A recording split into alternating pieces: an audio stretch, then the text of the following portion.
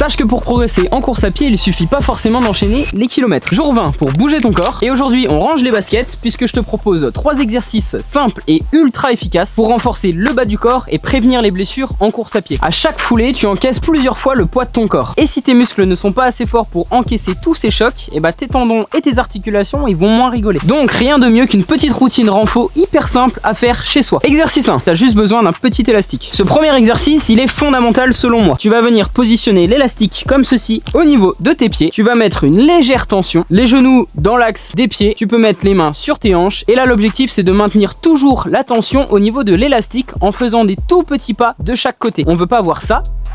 C'est vraiment, tu maintiens toujours la tension, tu te projettes légèrement vers l'avant, tu penses à bien respirer en continu quand tu fais cet exercice. Et là, au bout de quelques centimètres de déplacement, tu vas directement le sentir à ce niveau-là. Et le muscle que tu sens là, c'est ton moyen fessier. Et le rôle principal du moyen fessier, c'est d'empêcher que ton bassin, il s'affaisse. Et tu vois que quand mon bassin s'affaisse, mon genou rentre vers l'intérieur. Et ce genou qui rentre vers l'intérieur, eh bien, il peut potentiellement entraîner ce fameux syndrome de l'essuie-glace dont tout le monde parle. Exercice 2, très simple mais ultra redoutable et efficace. Tu vas venir te mettre assis, prendre un objet comme par exemple ta chaussure, et là on va travailler spécifiquement le quadriceps en position raccourcie. Tu ramènes la pointe de pied vers toi pour maximiser la contraction de la chaîne antérieure, et l'objectif ici, ça va être de lever le talon et d'aller l'amener de l'autre côté. Inspire, expire en continu, de pas se pencher en arrière parce que sinon tu viens contracter des fléchisseurs de hanches et c'est pas ce qu'on cherche ici. Et à chaque fois tu viens pas poser le pied et refaire, je viens toucher, je repars. Et là ça marche très bien. Bien sûr, tous ces exercices que je te propose, ils sont complémentaires à des exercices à la salle par exemple. Là on est vraiment sur de l'exercice maison au poids de corps. Et au bout d'un moment tu peux augmenter la hauteur. Par exemple, tu mets une magnifique gourde Nutrien-Co. Pas non plus besoin d'aller trop haut, ça servira pas à grand chose. C'est la répétition ici qui fait la difficulté de l'exercice. Et enfin, troisième exercice, tu viens t'allonger sur le dos, tu mets les mains sur le bassin, tu viens planter les talons, tu relèves les pointes de pied vers toi, engager le transverse comme on l'a vu, et là tu montes de manière dynamique ton bassin. Et là tu vas directement le sentir dans les ischio-jambiers. Plus t'es loin,